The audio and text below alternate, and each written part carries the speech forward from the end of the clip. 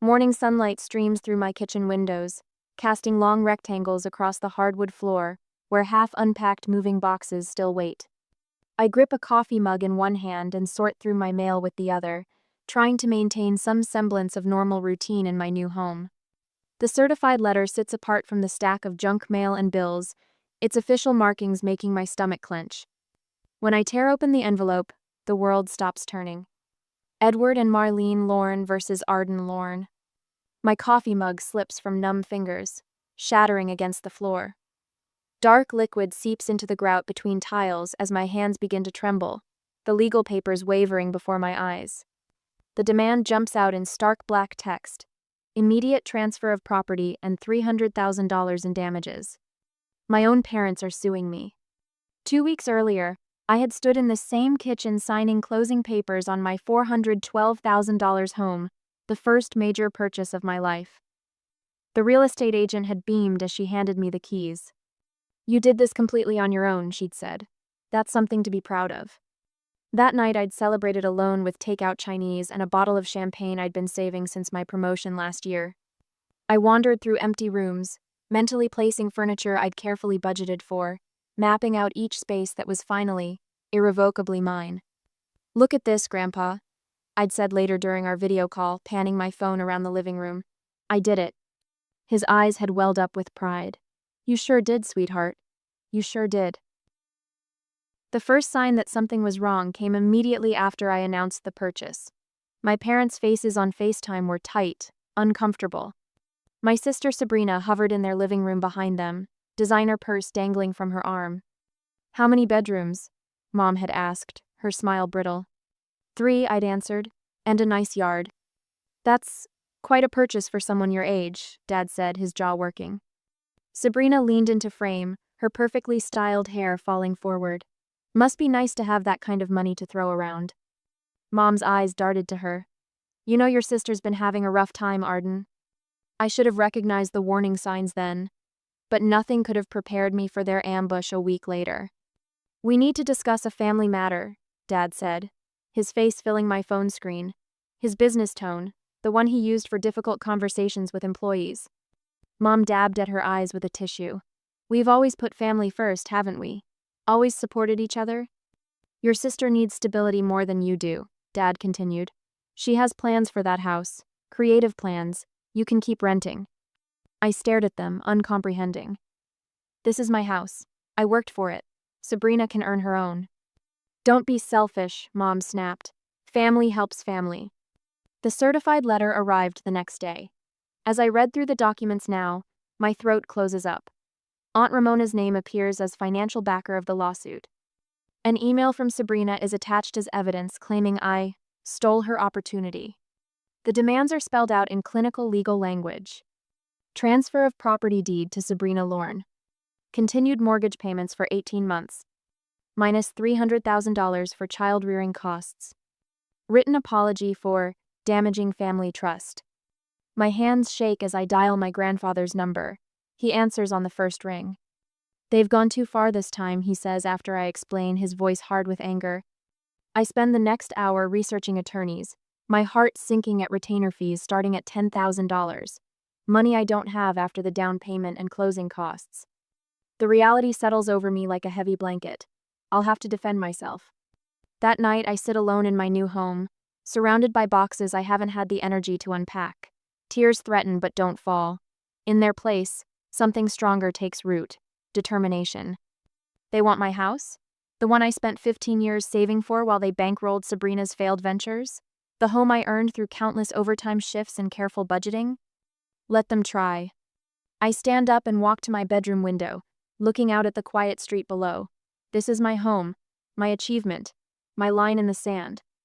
They made their choice to attack what I've built. Now I'll make mine to defend it. Have you ever had family members try to claim what you've worked hard for? Share your experience in the comments. I spread financial documents across my dining room table, the morning sun casting shadows between stacks of bank statements and tax returns. My laptop screen glows with an open spreadsheet. 15 years of financial life reduced to columns and formulas. The numbers tell a story my family doesn't want told. Memory flashback at age 16. $5.25.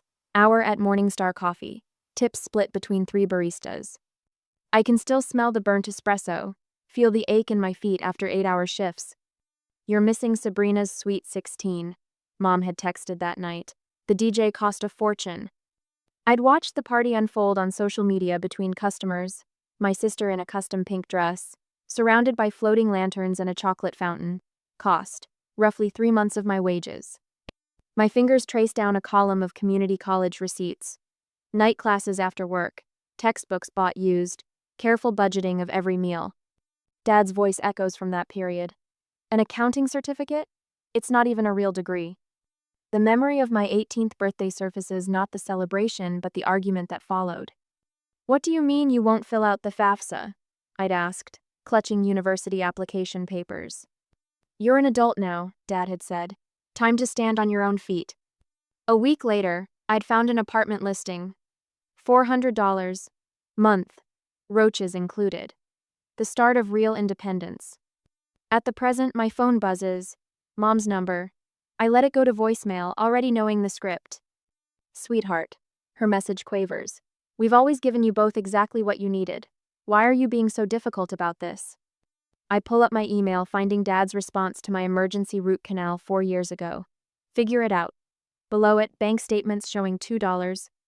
$0 transferred to Sabrina that same week for creative supplies. My sister's Instagram feed tells its own story. Semesters abroad in Paris and Rome, funded by our parents. Art supplies that cost more than my monthly rent. Meanwhile, my student loan statements march endlessly onward, minus $47,000 in debt, every payment made alone. Don't make this harder than it needs to be, Dad's latest email warns. I delete it without responding. A new voicemail notification pops up. Aunt Ramona this time. You selfish girl, she spits. After everything this family's done for you. I research her history online, finding foreclosure records from 5 years ago, the same year she started living in Mom and Dad's guest house. The pieces click. She's not just backing their lawsuit, she's looking for her own backup plan. A quick social media search reveals Sabrina's latest crisis. Eviction notice from her creative studio apartment 3 weeks ago. The timing aligns perfectly with their lawsuit. The doorbell rings, startling me. Grandpa stands on my porch, carrying a weathered cardboard box. Thought you might need these, he says, setting it down. Inside, decades of family financial records, meticulously organized. They did the same thing to your cousin Thomas, he explains, settling into a kitchen chair. When his auto shop started turning a profit, they tried claiming he owed them for family investments. My phone lights up with a text from Thomas himself 10 minutes later. Heard about the lawsuit. They tried taking my shop when it finally got out of the red. Don't let them win. A knock at the door an hour later reveals my next-door neighbor holding a potted plant. Welcome to the neighborhood, she says warmly, despite surely having heard about the family drama. My high school boss from Morningstar Coffee emails. Remember that Employee of the Year award? Happy to be a character reference. The support strengthens me for the next wave in the days to follow. A certified letter threatening property liens, Sabrina's tearful Facebook posts about her heartless sister, and calls from my parents' country club friends about family duty. Aunt Ramona's silver Mercedes cruises past my house for the 3rd time today, her phone raised to take pictures.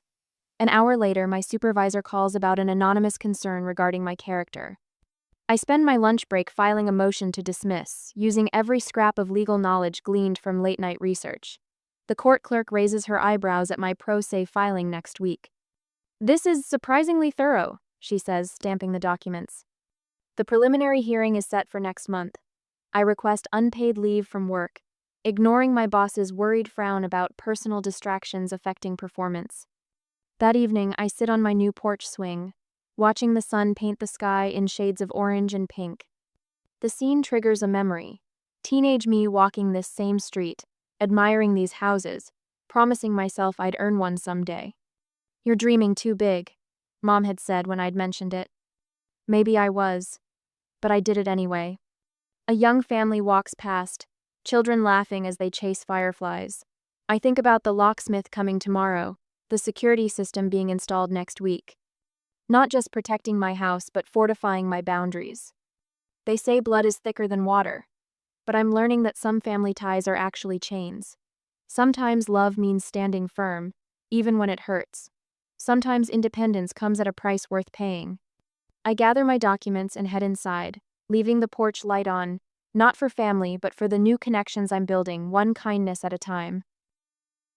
Next week, the church bulletin lies crumpled on my kitchen counter, my parents' congregation's letterhead stark against today's mail. 3 more prayer requests, expressing concern for my wayward path and hardened heart toward family. I add them to the growing pile. My phone buzzes with another social media notification.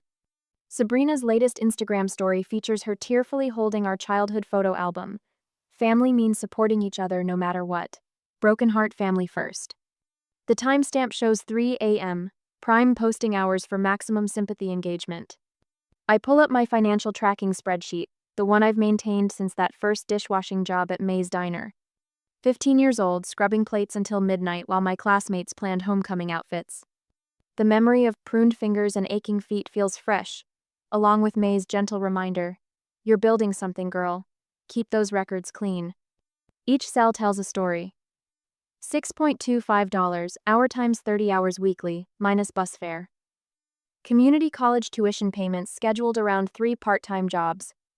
The studio apartment with the leaking ceiling and the second-hand futon I'd proudly purchased for $40. "You really live like this?" Mom had asked during her only visit, eyes sweeping over my carefully arranged thrift store furniture. The spreadsheet continues. Monthly savings transfers, starting at $200, growing to $300 as my certifications brought better opportunities. Years of careful planning, every extra penny funneled toward my dream of homeownership. A knock at the door interrupts my review.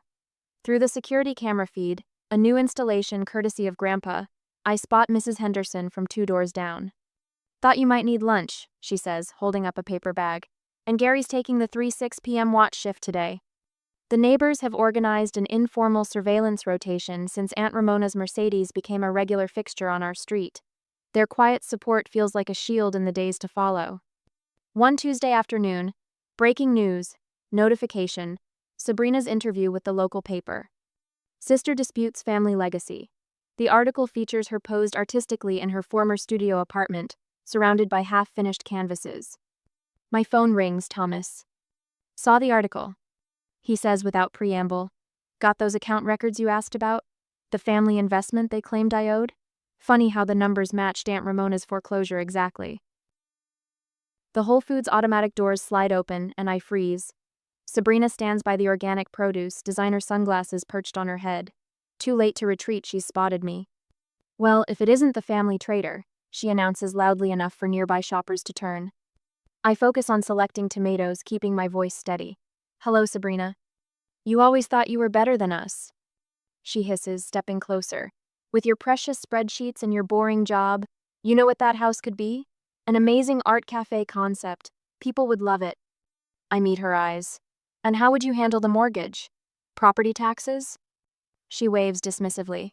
"Obviously that part would still be your responsibility, since you're so good with money." Her lip curls. "Unlike some of us who actually pursued our passions." "Ma'am?" The store manager appears. "Is everything all right?" Sabrina's voice rises dramatically. "My own sister, abandoning her family."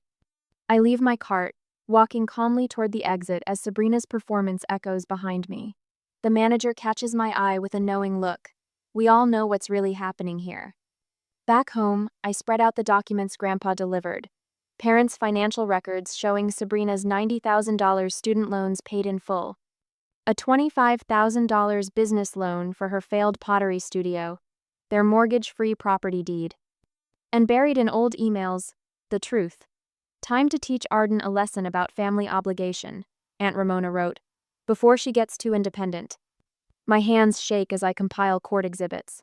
The room spins slightly, too many memories crowding in. I'm 5 years old again, watching Mom remove my crayon drawing from the refrigerator. Sabrina needs space for her new watercolor. A gentle knock. Grandpa enters without waiting, carrying a weathered photo album. "Found these in the attic," he says, settling into the chair beside me. "Your grandmother kept everything." The photos tell a different story. Me at every minimum wage job, proudly holding first paychecks. A display of perfect attendance certificates. My community college graduation, Grandma beaming beside me. She saw you, Grandpa says softly. She knew what you were building. Those textbooks you thought just showed up at the campus bookstore? That was her. Tears blur my vision as I stand before the bathroom mirror, practicing my court statement. The voice that emerges sounds stronger than I feel. I am not responsible for supporting adult family members who refuse to support themselves. I straighten my blazer, purchased on sale last year, recorded meticulously in my budget. The security cameras blink steadily. Evidence binders stand ready, each document telling its own truth. Aunt Ramona's Mercedes cruises past again, but I don't flinch. Some sacrifices strengthen us even as they break our hearts. Sometimes the hardest boundaries are the ones we need most. I touch the small photo of Grandma I'll carry tomorrow, her eyes twinkling with the pride she never spoke aloud. She understood the price of independence. Now it's my turn to prove I was worth her investment. Tomorrow, I'll tell my truth. Tonight, I fortify my walls, not with brick and mortar, but with 15 years of carefully documented sacrifice and the quiet strength of those who believe in earning their own way. On the confrontation day, the courthouse steps gleam in the morning sun as I adjust my grip on the leather document case, a graduation gift from Grandma, now carrying the weight of 15 years' receipts and records. Each step feels deliberate, grounding. The glass doors reflect my image. Navy blazer, pressed slacks, minimal jewelry, professional, prepared. A far cry from my first courthouse visit at 16, seeking work papers with trembling hands. Oh, perfect timing! Sabrina's voice rings across the marble lobby. My family forms a coordinated tableau, matching white, blood-first, t-shirts under sport coats and cardigans. Mom dabs at carefully smudged mascara while Dad's attorney arranges papers with theatrical precision. Aunt Ramona catches my eye, lips curving into a familiar smirk. Last chance to avoid embarrassing the family, dear. I keep walking, heels clicking steadily against marble. The security guard nods as I pass through the metal detector, my heart beats steady despite the weight of their stares. The courtroom feels smaller than expected. Wood panels absorb sound, creating a bubble of focused silence. I arrange my exhibits with practiced efficiency, each tab color-coded and annotated. The methodology that earned eye rolls at family dinners now serves as armor. All rise. Judge Martinez enters, her quick assessment taking in both sides. Her gaze lingers on the matching shirts before settling on the stack of motions. Interesting filing, she comments, scanning the first page. Please proceed. Dad's attorney rises, straightening his tie. Your Honor, this case centers on familial obligation and traditional values. The Lorne family invested approximately $300,000 in raising their daughter, as documented by USDA statistics. Objection. I state clearly. Irrelevant. Standard childcare costs don't create legal debt. Sustained. Judge Martinez's pen taps her notepad. Counsel, proceed with actual claims. Mom takes the stand first, tissue clutched dramatically. We sacrificed everything for our girls. Private lessons, summer camps. Her voice breaks. How can she abandon us now that she's successful? I stay focused on my notes as she describes my selfish career choices, my rejection of family values. Each accusation lands softer than the last, buffered by years of documented truth. Dad testifies next, his authoritative boardroom voice filling the space. In our family, successful children support their parents. It's understood. And when was this agreement made? Judge Martinez interrupts. It's traditional, he stumbles. Implied. Your Honor, I begin my cross-examination. Did you provide similar support for Sabrina's education? Objection? Irrelevant. Their attorney stands. I'll allow it, Judge Martinez says. Answer the question. Dad shifts uncomfortably. Sabrina needed help pursuing her artistic gifts. Please review Exhibit C. I direct. Bank statements showing $90,000 in student loan payments for Sabrina's fine arts degree, plus $25,000 for her pottery studio. Sabrina's testimony comes next, tears flowing on cue. The house would be perfect for my healing art cafe concept. I'd let her keep a room, of course. And the mortgage? Judge Martinez asks. Property taxes? Well, Arden's good with money stuff. Sabrina waves dismissively. She'd handle that part. The judge's eyebrow rises. What's your current employment status? I'm between projects, Sabrina sniffs. My art requires emotional space. I stand for my testimony, spreading out 15 years of pay stubs, rent receipts, college transcripts. I began working at 15, Your Honor. Every job documented, every penny accounted for. Including parental support? The judge asks. None received. I present bank statements. I paid my own way through community college while working 3 jobs. The down payment for my house came from 15 years of careful saving. She's twisting things, Aunt Ramona bursts out. This ungrateful girl. Silence, Judge Martinez warns. She studies my documentation, then addresses my parents directly. Would you be making these demands if both daughters were struggling financially? The silence speaks volumes. I've heard enough. The judge closes her folder. This case lacks any legal merit whatsoever. Properties purchased independently remain independent. Case dismissed with prejudice. Aunt Ramona's outraged screech echoes off marble as security escorts her out. Sabrina collapses in the hallway, but the court personnel step carefully around her prone form, faces neutral. You'll regret choosing money over family, she calls after me. I pause at the courthouse doors, sunlight streaming through glass. Behind me, Mom's voice rises. How could you do this to your family? But the weight pressing against my chest for months finally lifts. Through the window, I spot Grandpa's truck idling at the curb, his steady presence a reminder that family, real family, builds you up instead of tearing you down. You okay, kid? He asks as I climb in. I watch my biological family huddled on the courthouse steps, their matching shirts a bright blur in the rearview mirror. I think I finally am. Your grandmother would be proud, he says softly. She always said you had the strength to build your own path. The familiar streets look different somehow, clearer, like after a storm. Each carefully earned mile bringing me closer to home. My home, protected now by truth and law and the quiet power of standing firm. In my pocket, the small photo of Grandma seems to warm slightly. She'd understood the price of independence, the courage required to choose yourself. Some sacrifices strengthen us, even as they break our hearts. Sometimes the hardest boundaries become our strongest foundations. The security system chimes as I enter my home, my legally protected home now. 3 days since the courtroom victory, and already the quiet feels different. Not peaceful exactly, but fortified. My phone buzzes. Another notification from Sabrina's GoFundMe. My sister stole my future. Help an artist heal. The fabricated story beneath makes my stomach clench. After supporting me through art school, my sister betrayed our family's trust. Now I'm facing homelessness while she hoards wealth in an empty house. Please help me create my healing art cafe. I screenshot it for my attorney, then silence notifications. The lies sting less than the calculated manipulation. She knows exactly how to play the victim. Did you see the email? Thomas's text appears. My cousin, usually silent on family matters, has emerged as an unexpected ally. Uncle Edward and Aunt Marlene really outdid themselves. The mass email to our extended family arrived this morning, detailing my cruel betrayal of family values and selfish materialism, each carefully crafted paragraph designed to isolate me from the wider family network. I saw it, I reply. Seems familiar? They did the same to me when my business took off. Called me ungrateful, demanded family investments. I wish I'd fought back like you did. That night, the security system chirps again. Motion detected. Through the app, I watch Aunt Ramona's Mercedes creep past my house for the 3rd time tonight. At midnight, the camera catches her approaching my front door. Spray paint can glinting in the porch light. You ungrateful little. The rest is lost as she realizes she's being recorded.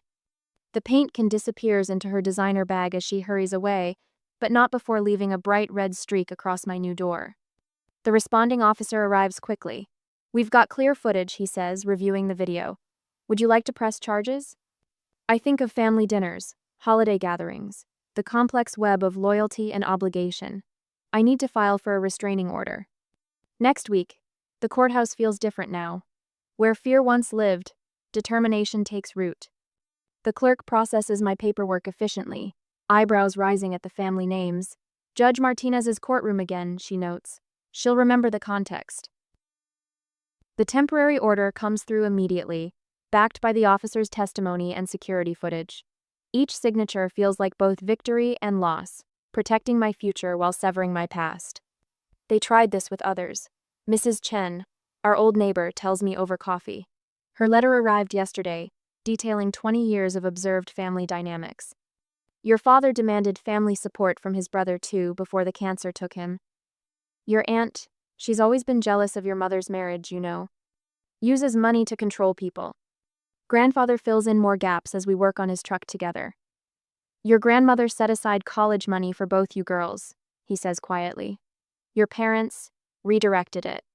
Called it investing in Sabrina's gift. His hands stay steady on the wrench, but his voice carries old anger. That's why she left you the house money separately in her will. The permanent restraining order hearing arrives too quickly and not soon enough. The matching shirts are gone, replaced by subtle designer labels and practiced humility. Their new attorney speaks of reconciliation, portraying me as vindictive and unbalanced. Your Honor, I stand. Evidence organized with familiar precision. I'll let the facts speak. Security footage plays. Police reports detail workplace disruptions, my family claiming medical emergencies to bypass security, the GoFundMe screenshots, the email campaign. Enough, Judge Martinez interrupts. Restraining order granted and expanded to include digital harassment. Any violation will result in immediate consequences. That evening, the local paper runs the story. Family property lawsuit dismissed. Restraining order granted. Sabrina's GoFundMe disappears, reported for fraud. Messages trickle in from extended family. Support. Similar stories, quiet solidarity. Your cousin Rachel called. Grandfather tells me over dinner. Says she's proud of you. Others are starting to speak up about their experiences too. I watch him season his potatoes with methodical care.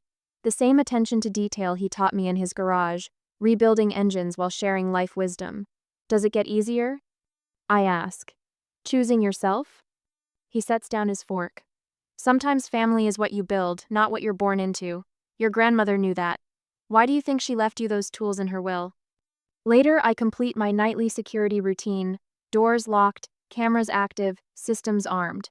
The red paint is gone from the door, but its ghost remains, a reminder of boundaries earned and enforced.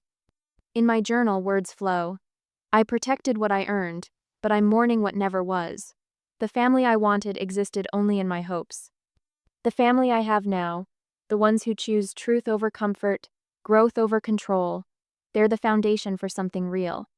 My phone lights up with another text from Thomas. Dinner next week? Rachel and her kids want to meet at that new place downtown. I smile, typing back. Count me in. The security system chimes softly, all secure. Through the window, I watch the sunset paint my garden in gentle golds. Grandmother's roses, transplanted from her yard, bloom stubbornly against the fence. Some things grow stronger when forced to root deeper, finding nourishment in unexpected soil. Tomorrow will bring new challenges, but tonight, in this house I earned and defended, I am anchored in truth. Some victories carry the weight of grief, but they clear the ground for new growth, new connections, new definitions of family. I turn off the lights, leaving one on for the porch, a habit learned from grandmother. Not all traditions need to be broken. Some, like her wisdom and strength, become the foundation for building something better. The morning sun streams through my kitchen windows, catching dust motes as I measure coffee grounds, 2 scoops per cup, the way grandfather taught me. Air since the restraining order, and my weekends have found their rhythm. Maple's tags jingle as she trots to the back door. My rescue mutt, half golden retriever, half probably everything else, according to the shelter, has her own routine now. She knows Mrs. Chen next door will be out gardening, ready with treats and gentle conversation. Just a minute, girl. I checked the security app out of habit. The system's still active, but I've scaled back the notifications. No more midnight alerts, no more documenting every passing car. The cameras remain, silent sentinels rather than constant reminders. The workshop smell hits me as I enter the garage, sawdust and engine oil, mingled with fresh coffee. Grandfather's already here, setting up for our Sunday project. We're building a dining room table, big enough for the growing circle of people who actually want to be here. Morning, kiddo. He's arranging clamps with mathematical precision. Thought we'd finish the leg joints today. Perfect timing. I hand him his coffee, black, 2 sugars. Thomas and Rachel are bringing the kids over later. They can help sand. We work in comfortable silence, measuring twice, cutting once. Through the open garage door, I watch neighborhood children chase each other past my fence. Their parents used to hurry them along, back when the lawsuit made headlines. Now they wave, letting their kids stop to pet Maple through the slats. Saw your father yesterday, grandfather says suddenly, testing a joint's fit. At Henderson's Hardware. My hands stay steady on the wood. How'd that go? Age 10 years, I'd say. Both of them have. He adjusts his grip on the plane. Marlene was there too, kept looking at throw pillows like they held life's answers. I remember the designer pillows in their perfect house, arranged just so. The way Sabrina would rearrange them when stressed, while I tracked our family's spending in secret spreadsheets. Heard Sabrina's in Oregon now, I offer. Some artist collective. Running again. He shakes his head. Your aunt's not doing well either. Blood pressure's through the roof, according to the gossips at church. The wood grain beneath my fingers tells a clearer story. Growth rings marking seasons of plenty and want, strength built through adversity. We shape it carefully, honoring its natural character while creating something new. Later, as autumn sun warms the backyard, friends gather for what's become our tradition, the Sunday potluck. Thomas's kids chase Maple while Rachel sets up lawn games. My coworker Sarah, who stood by me through the worst of the lawsuit, arranges flowers from her garden. Hard to believe it's been a year, she says, stepping back to admire her work. A year since I bought this house. The memories surface. Empty rooms echoing with possibility, then threat. Now every space holds purpose. My home office with its promotion-worthy projects, the workshop where grandfather teaches me patience, the garden where Mrs. Chen shares her wisdom about more than just plants. Grandfather rises, tapping his glass for attention. To this home, he says simply, and the woman who built it, not just with lumber and nails, but with courage and truth. The toast ripples through my chosen family, neighbors, friends, the cousins who chose connection over convenience. Even Maple barks her approval, tail wagging as children sneak her bits of hot dog. That evening, after the dishes are done and leftovers distributed, I join grandfather on the porch swing. Maple sprawls at our feet, worn out from playing referee to the kids' soccer game. You didn't just protect your house, he says quietly. You defended your worth. Through the windows, I can see the dining room table we're building, still unfinished but already promising. Like everything worthwhile, it takes time and attention to detail. Some prices are worth paying for peace, I reply. The stars emerge as night settles, casting gentle light on my transformed home. Inside, Sarah and Rachel are setting up board games, their laughter drifting through screen doors. Thomas helps his youngest with homework at my kitchen counter. Mrs. Chen's lights glow next door, her silhouette visible as she waters her evening primrose. My phone buzzes, a text from the young analyst I'm mentoring at work. She's leaving her financially abusive marriage, needs advice on building credit. You showed me it's possible, she writes. I think of that terrified woman who first walked into Judge Martinez's courtroom, clutching papers and desperate certainty. She's still here, that core of steel strengthened by fire. But now she's surrounded by people who recognize its worth, who add their own strength to the alloy. The security system chimes softly, all secure. But the sound no longer triggers anxiety.